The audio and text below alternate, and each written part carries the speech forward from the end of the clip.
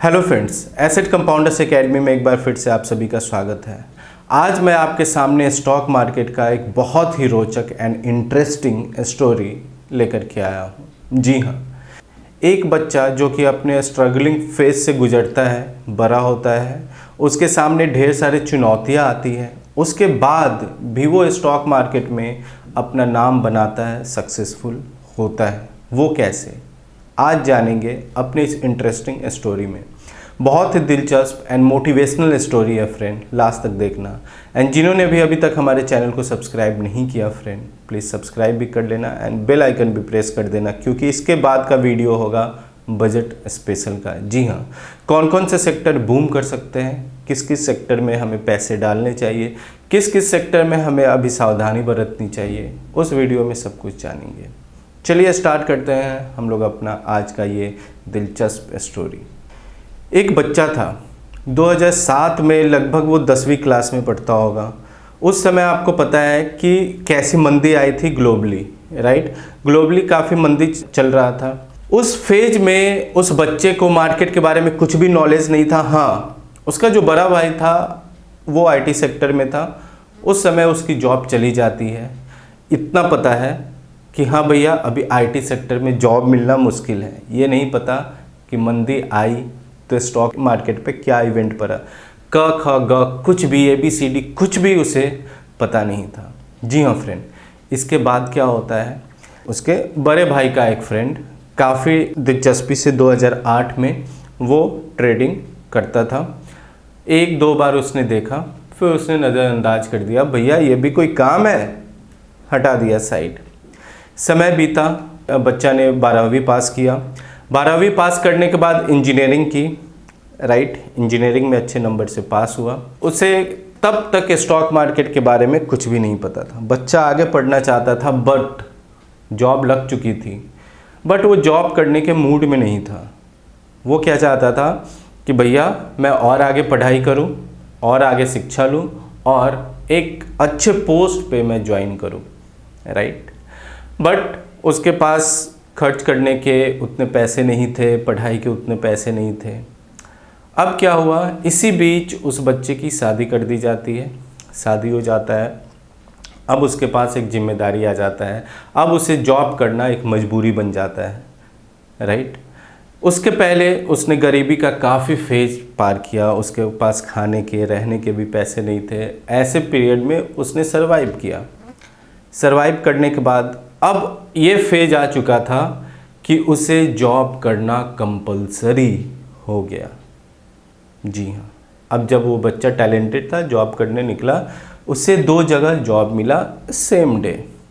एक IT sector में, क्योंकि उसने कंप्यूटर से शिक्षा पास की थी, कंप्यूटर साइंस इंजीनियर था। एक आईटी सेक्टर में उसे जॉब लगी। दूसरा लगा as a algo trader job stock market में। बच्चा घर आया। अब तो वो बड़ा हो गया तो उसे बड़े नाम से बुलाते हैं। बड़ा घर आया। घर आने के बाद अपने वाइफ से सलाह मशवरा किया। वाइफ ने बोला आईटी सेक्टर में जॉब ज्वाइन कर लो, चलेगा, अच्छा टैलेंटेड हो।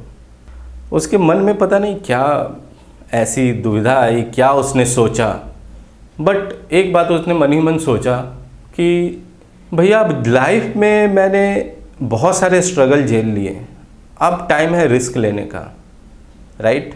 सुबह घर से निकला, बोला कि आज ज्वाइनिंग है, ऑफिस जाना है। ये नहीं बताया कि आईटी सेक्टर में या फिर एल्गो ट्रेडर जॉब। घर से निकला, सीधा पहुंचा स्टॉक मार्केट वाले में।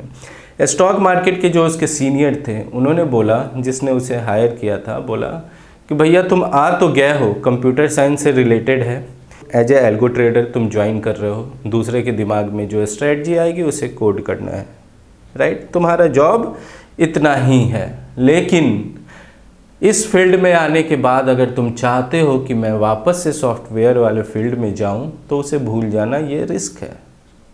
बच्चा बोला ठीक है, कोई बात नहीं सर, वैसे ही लाइफ में बहुत रिस्क मैंने लिया। बच्चा आ तो गया, सारी चीज़ें सही चल रही थी, जॉब सही चल रहा था। घर पे बताया तो बोला भैया आप कितने रिस्क लोगे, माफ़ करो। बोला नहीं, अगर लाइफ में आगे बढ़ना है तो सबसे पहला स्टेप होता है कि हमें रिस्क लेना ही पड़ेगा। जब उसने रिस्क लेना शुरू किया, भैया एक गट्स होता है, जुनून होता है, उस टाइम पे हम लोग कुछ भी कर लेते हैं। अब रहा है स्टॉक मार्केट सीखने की बात, तो उसे एक रत्ती भर का नॉलेज नहीं था। उसे इंटरव्यू में पूछा गया था, प्रोग्रामिंग के जितने क्वेश्चन पूछे गए, कंप्यूटर साइंस से रिलेटेड जितने क्वेश्चन पूछे गए, सब ने बता दिया था उसे, सही थे उसके आंसर्स।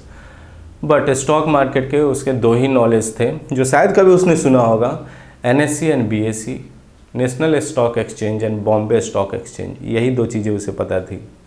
हाँ भैया, अब नेशनल स्टॉक एक्सचेंज तो नेशनल कैपिटल से उसने अनुमान लगाया होगा कि भैया दिल्ली में हो सकता है। बॉम्बे स्टॉक एक्सचेंज कहाँ हो सकता है? बॉम्बे में। बस इतना ही उसे पता था, उसमें से भी गलत था ना। अब कोई बात नहीं। अब जब स्टॉक मार्केट सीखने की बारी आई, अब उसे कुछ भी पल्ले नहीं पड़ रहा था। जब उसने मेजर दुविधा तब आई जब उसने शॉर्ट सेलिंग के बारे में पढ़ा कि भैया शॉर्ट सेलिंग क्या होती है। हम जब कुछ खरीद ही नहीं सकते तो बिना खरीदे किसी सामान को बेच कैसे सकते हैं? ऐसी दुविधाएं उसके सामने बहुत सारी आई। अब वो क्या करे? सीनियर अलग परेशान कि भैया तुमको मैंने कोड लिखने के अलावा अगर तुमको इस फील्ड में आगे बढ़ना है तो मार्केट तो सीखना पड़ेगा। अब अलग से दबाव। इसी बीच उस कंपनी में एक टर्म था कि भैया ज्वाइन करने के बाद आपको 3 महीने के अंदर स्टॉक मार्केट का जो पहला एग्ज़ाम होता है उसे आपको पास करना ही करना पड़ेगा। 2 एग्ज़ाम के पैसे तो कंपनी दे देगी, लेकिन तीसरे एग्ज़ाम के पैसे कंपनी नहीं देगी। बोला ठीक है, आप फॉर्म भरो। जोश में बढ़ा गया, जोश में एग्ज़ाम देने। 3 एम्प्लॉय उसके साथ थे, 2 पास कर गए और ये फेल। फिर उसके बाद 1 मंथ बाद फिर से फॉर्म भरा गया। वो बच्चा फिर गया एग्ज़ाम देने, फिर से एग्ज़ाम दिया उसने।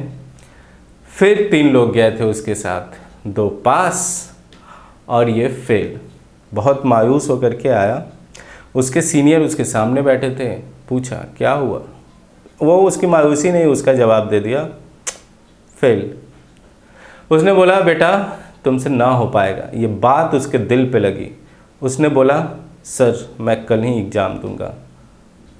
इतना जुनून, इतना कॉन्फिडेंस। अब जुनून और मूर्खता में अंतर होता है। नेक्स्ट वीडियो में हम लोग जानेंगे कि इस जुनून और मूर्खता को उसने कैसे बुझाया, कैसे दिमाग लगाया और एग्ज़ाम का क्या हुआ। ये सारी चीज़ें, सारी घटनाएं जानने के लिए हमारे चैनल को सब्सक्राइब करें फ्रेंड। मोटिवेशनल स्टोरी है, एक बिल्कुल जिसको मार्केट के बारे में कुछ भी नहीं नॉलेज, वहाँ से लेकर के वो एक अपनी कंपनी बैठाता है, कंपनी चलाता है स्टॉक मार्केट की, यहाँ तक की जर्नी अभी बाकी है। सारी चीज़ें सीखेंगे, एक एक चीज़ सीखेंगे इसमें।